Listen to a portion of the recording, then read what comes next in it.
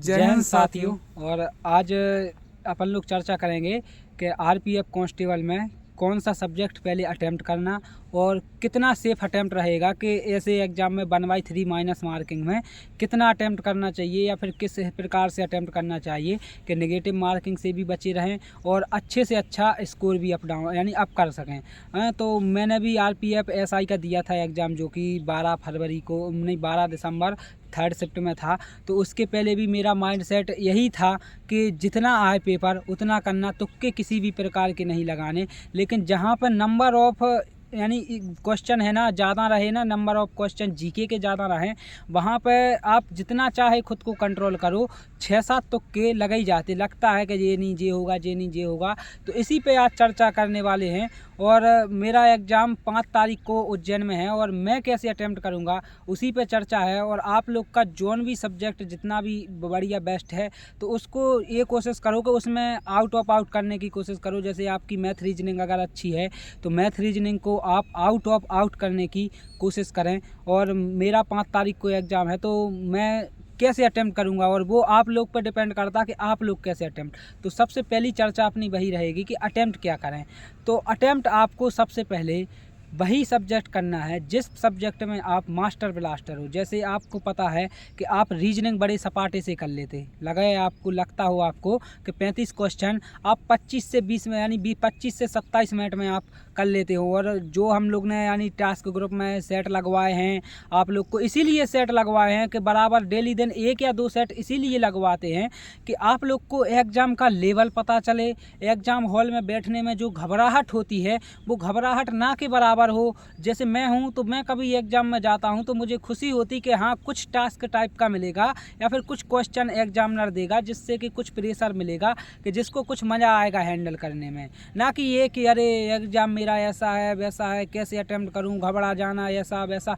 क्योंकि कई भाई बहनों के साथ कॉमन समस्या है, ये आपके साथ नहीं सभी के साथ एक कॉमन समस्या है कि एग्ज़ाम हॉल में पहले पहुंचने से पहले जब वो टाइमिंग चलती वहाँ पे तो गले का थूक सूख जाता वहाँ पे। यानी ये समझ में नहीं आता कि क्या करें क्या ना करें। जब मैंने भी पहली बार एग्ज़ाम दिया था तो मेरे से 50 2 से नहीं कट रहे थे कि मेरे को ये समझ में नहीं आ रहा था कि 50 2 से कटते भी हैं या नहीं। ये होता है एग्ज़ाम का प्रेशर। लेकिन उसके बाद मेरे जितने भी सीनियर भाई हैं उन लोग से मेरी बात हुई, उन लोग ने बोला कि तैयारी तो देख जीके की तो बराबर रिवीजन चलता रहता, लेकिन इतने से मॉक टेस्ट लगा ले कि तेरे को एग्ज़ाम हॉल में बैठने पर क्वेश्चन को पढ़ के ये ना सोचना पड़े कि कैसे करना, बस तेरे को क्वेश्चन की लाइन पढ़ना और तेरे जुबान यानी देखना चाहिए कि तू क्वेश्चन कैसे सॉल्व करता है। और टास्क ग्रुप पे हम लोग ने आरपीएफ कांस्टेबल का टास्क ग्रुप चलाया है, उस पर अब वो तो जब एग्ज़ाम होगा उसके बाद आंसर की एक पीडीएफ आप लोग को पब्लिश कराई जाएगी कि देखो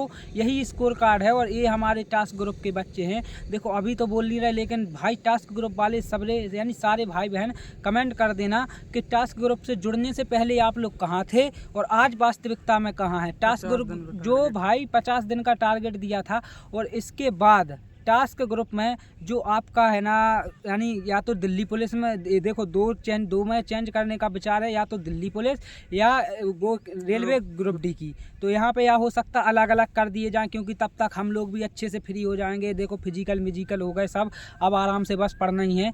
तो 2 ग्रुप बनाने के यानी यही है और बाकी आरपीएफ कांस्टेबल हो जाए।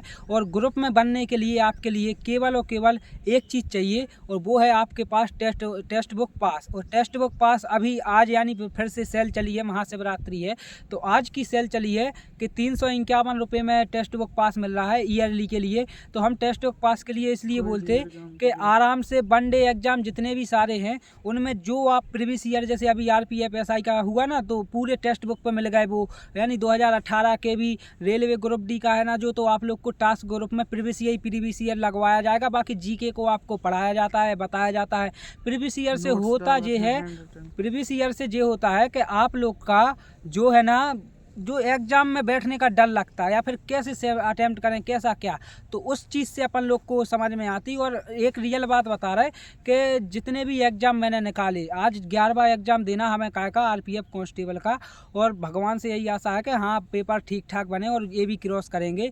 तो 10 एग्ज़ाम जितने भी निकाले तो सारी की दिन हम टेक्स्ट बुक नहीं भैया, कोई टेंशन नहीं लियो भैया, ज्वाइन नहीं करें आरपीएफ, उससे बढ़िया यूपी पुलिस है हमारे के पास बहुत सी। नहीं तो आप सोचो एग्जाम देने जाएंगे और एग्जाम केवल आप लोग के लिए देने जाएंगे, और आप लोग कमेंट कर देना अटेम्प्ट करें या नहीं, आप लोग बता देना मैं अटेम्प्ट भी नहीं करूंगा, केवल एग्जाम का लेवल देखने। और आप लोगों के लिए देखो 5 तारीख को शुरू हुई में है, जितने लोगों भाई बहनों का भला हो सके तो हो जाए, क्योंकि इतने दिन से लगे हैं तो थोड़ा और सही, तो वही कोशिश है। और अब हम आप लोग से बात करें कि आपको कौन सा सेक्शन पहले अटेम्प्ट करना। और कई भाई लोगों का जे क्वेश्चन यानी क्वेश्चन रहता कि वहाँ पर क्वेश्चन मिक्स तो नहीं आते, तो मिक्स क्वेश्चन नहीं आते। क्वेश्चन 1 से 35 तक आपकी मैथ रहती, 36 से 75 तक रीजनिंग रहती, और 76 से 120 तक आपकी जीके रहती। लेकिन सब तीनों सेक्शन भी अलग अलग रहते, ऐसा नहीं है कि सेक्शन अलग अलग नहीं रहते। एग्जाम में बिल्कुल SI से इतना सरल आना, जिसकी कांस्टेबल लेवल की आप लोग तुलना कर रहे हैं कि कैसे क्या टाइम मैनेज कर पाए या क्या, तो बहुत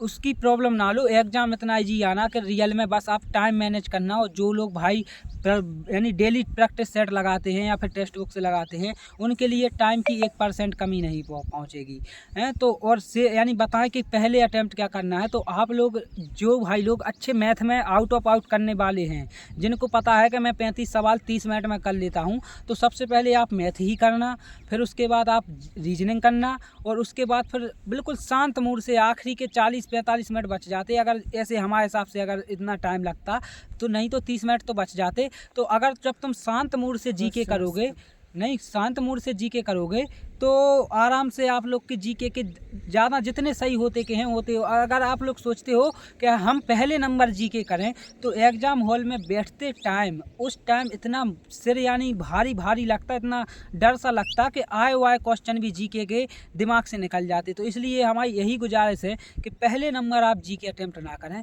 आप चाहे पहले रीजनिंग कर लें या मैथ कर लें, नहीं तो सबसे बढ़िया यही रहेगा कि सबसे पहले आप रीजनिंग अटेम्प्ट कर लें और स्किप करते चलें क्वेश्चन। कुछ ऐसा नहीं है कि आप 35/35 करें, 35 में से पहली बार में आप 30, 28 जितने भी हो रहे स्किप करके आराम से करते चलें। मैंने स्किप पे बताया भी है रीजनिंग में कि जितनी जो बड़ी बड़ी पजल हैं उनको स्किप करना, और जो जैसे एनालॉजी वगैरह हैं उनको स्किप करना है। तो जो समझ में ना आए उस क्वेश्चन को स्किप करना, ज़्यादा समय नहीं देना, बहुत से बहुत 45-46 सेकंड तक रुकना उस पर, ज़्यादा नहीं। उसके बाद आप रीजनिंग के बाद जीके अटेम्प्ट कर सकते हो, और कांस्टेबल लेवल की जीके SI जैसी नहीं आएगी। जो आप लोग को लग रहा है कि SI में तो समझ में नहीं आया कहाँ से आई, और तुक्के बिल्कुल नहीं लगाने हैं। अगर आपने 28 अटेम्प्ट किए तो उसमें से 25 सही होना अनिवार्य है, समझ रहे हैं आप लोग। 1-2 वो भी सिली मिस्टेक के अगर लग जाए तो अलग बात है, लेकिन तुक्के तो आपको एक गांठ बांध लो कि लगाने नहीं। अगर आपको 50 में से 15 क्वेश्चन भी आते हो, 15 के 15 सही होते, तो हम यहाँ पे कहते कि मैथ रीजनिंग आप 70/70 कर सकते हो, वहाँ पे 15 कर लिए तो 85 और 85 स्कोर समझ रहे हो आप कहाँ हैं, आप ऑन टॉप पे होंगे। तो आप भी ये गलती क्वेश्चन 15 बनना है तो और लोगों को भी समझ लो, अगर वे ओवर अटेम्प्ट कर देंगे तो उनके 15 भी नंबर नहीं आएंगे और कम हो जाएंगे, 12-13 बचेंगे। अगर और जो भाई बोल रहे हैं कि सेफ अटेम्प्ट कितना रहेगा, तो भाई मेरे कहने से सेफ अटेम्प्ट नहीं बनता। आप लोग खुद समझो कि एग्जाम अगर 2024 SSC GD जैसा आ जाए, और अपन लोग दिमाग में सोचें कि भाई साहब वो तो पिछली प्रीवियस ईयर 120 गई थी, तो हमें तो इतना ही अटेम्प्ट करना कि 120 तक आ जाए। जैसे RPF SI जैसा आ जाए और हम बोलें कि 110 अटेम्प्ट करे आओ, तो पता चले कि 110 अटेम्प्ट करने में इतने नेगेटिव कर गए कि 70-75 नंबर ना बचे। तो वो यानी अटेम्प्ट बताता एग्जाम, ना कि तुम्हें ये नहीं सोचना चाहिए कि हमें इतना। हाँ, लेकिन मैथ रीजनिंग में आपको फुल बटा फुल करने की कोशिश करना, क्योंकि वो आपकी चीज़ बन सकती है, आपने मेहनत की है बन सकती है। लेकिन जीके में केवल वही क्वेश्चन करना जो आपको क्लियर हो 100%, वो तो लगाना। बाकी जो 50-50% हो तो उनके भी आधे लगाना, पूरे नहीं। जितने भी आपको 50-50 लग रहे हैं पूरे नहीं, उसमें भी आधे लगाना, क्योंकि 1/3 है। मेरे 98 सही है RPF SI में, लेकिन आफ्टर नेगेटिव के बाद 94 बचे, जो कि आप समझ सकते कि 4 नंबर कम नहीं होता, एक एक पॉइंटों में रैंकों में ऊपर चले जाते। तो आप लोग ये चीज़ समझ सकते कि अगर पॉइंटों से बाहर हो तो फिर उस समय पे यही ध्यान में आता कि काश मैं वहाँ पे ये नेगेटिव नहीं किया होता। तो बस इतना ध्यान रखें। और बाकी 1/3 की शैलेंद्र भैया, माइनस मार्किंग आपको कुछ होती है, 1/3 की माइनस मार्किंग। अगर आप 2 क्वेश्चन में कंफ्यूज हो तो ही उसका ऑप्शन लगाएं कि ये हो सकता है। अगर तीसरे क्वेश्चन में भी आप कंफ्यूज हो तो कोशिश करें कि आप स्किप करें, आपको नहीं आ रहा तो वो शायद ज़्यादातर बच्चों को नहीं आ रहा होगा। और बाकी रही टास्क ग्रुप की बात, देखो कई जन को हम जब पहले टास्क ग्रुप RPF कांस्टेबल के लाने भी शुरू करे तो मतलब पहले बहुत से बच्चा कह रहे थे ये टास्क ग्रुप को का है, कैसे टास्क ग्रुप में कैसे जुड़ें, कैसे टास्क पूरे करें। तो देखो टास्क ग्रुप की लिंक आपको हर वीडियो की डिस्क्रिप्शन में मिल जाओ। टास्क ग्रुप में जुड़ने के लिए एक एलिजिबिलिटी रहती है, तो आपके पास पहले से टेक्स्ट बुक पास हो तो आप सीधे लिंक पर क्लिक करो, ज्वाइन हो जाओ। जो टास्क हम दे रहे कि आज ये वाला टेस्ट लगाना है, प्रीवियस ईयर लगाना है, लेटेस्ट पैटर्न लगाना है, फुल टेस्ट लगाना है, सेक्शन टेस्ट लगाना है, तो उसके हिसाब से हम लोग आपको टास्क देंगे। आपके ऊपर एक रहेगा रिस्पॉन्सिबल कि आपको लगाने हैं ग्रुप में शाम को स्कोर भेजना, तो आप भी करोगे, आपका भी इम्प्रूवमेंट होगा। और अगर आपके पास टेक्स्ट बुक पास नहीं है तो सेल अभी महाशिवरात्रि की आ गई, मतलब आगे ग्रुप डी का मतलब जो भी टास्क ग्रुप चालू हुआ तो उसके लिए आपके पास सेल आए, पता चले कि 700 का पास ही है, हम लोग टास्क दे रहे हैं, आप कर नहीं पा रहे तो आप पिछड़ जाओगे। तो इसके लिए आपको ये रहेगा कि आप पास अभी से खरीद के अपने पास रखें, तो जिससे मान लो आपको एक यही जरूरी नहीं है कि RPF के लिए या फिर हर एक एग्जाम के लिए, हर एक एग्जाम के लिए, जब तक आप साल भर तैयारी करोगे साल भर बराबर मौका आ जाएंगे। और अब पूरे मौके हो जाते तेज तो लेटेस्ट 5 आ जाते, लेटेस्ट 10 आ जाते, टेस्ट आते रहते, जुड़ते रहते। 8,500 से ज़्यादा टेस्ट जुड़ा था, 850 से ज़्यादा एग्जाम के लिए, तो उसकी टेंशन नहीं है। और उसके लाने आपको मतलब समस्या आ रही हो कि कैसे पास खरीदे जाए, तो नंबर पिन करें दे रहे और टेस्ट पास की लिंक पिन करें दे रहे। कोड है अपनो AWA, एम विद अंकित को पहले अक्षर AWA कोड लगाओ तो 12% को एक्स्ट्रा डिस्काउंट मिलकर 350 रुपया को पड़ जाए, है तो वो 400 के लगभग, लेकिन और मतलब डिस्काउंट मिला के 350 को आपको मिल जाए आपके पूरे एग्जाम के लाने। हम लोग आप अगर हमारे कहवे पे आप पास खरीद रहे टेक्स्ट बुक को, तो हम लोग आपके संगे प्रॉपर बराबर साथ दें, काहे कि हम लोग आपके लिए मतलब तैयारी के लिए आपके लाने के बताओ कि पास खरीद। वैसे तो सबके पास नॉर्मली देखो, आप अपने सर्किल में देख लीजिए, मान लो हम लोग ऐसे लग रहा होगा आपको एकदम ऐसा स्पॉन्सर प्रचार कर रहे हैं, तो अपने सर्किल में देख लीजिए। हम भैया के भी मॉक टेस्ट लगा, देखो भैया खुद मॉक टेस्ट लगा के अपने ग्रुप में शेयर करा। आप भी ग्रुप खुलता है आधा 1 घंटा के लिए, और टास्क मिलता है, एक मेन चैनल है तो उस पर टास्क आ जाता है सुबह, और दिन में आप अपना मतलब स्क्रीनशॉट लगा दो।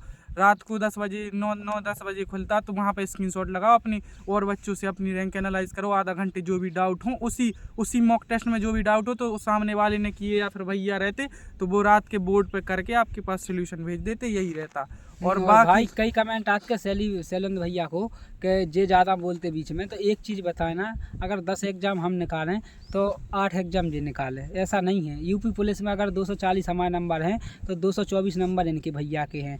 RPF SI के लिए जी ग्रेजुएट नहीं भरे थे, हम उसी साल ग्रेजुएट हो गए थे, तो हमारा फॉर्म यानी डल गया था। यूपी SSC पेड से जितने भी एग्जाम मेंस में सब में हमारा नाम है, जो 12th लेवल ग्रेजुएशन लेवल के तो अभी कोई फॉर्म नहीं आया, भाई भी नहीं है, तो ऐसा नहीं है। और तैयारी एक रियल बात बता रहा है कि हमसे पहले की कर रहे भैया, वो तो हम तो लास्ट टाइम पे उतरे और एकाएक से यानी इतना 1-1.5 साल इतना दे दिया किताबों में कि बस आप यानी आपको लगता है कि क्या होता है बस, लेकिन 1-1.5 साल आप किताबों को दे के देखो, आपको अपने आप इम्प्रूवमेंट दिख जाएगा कि होता क्या चीज़ है।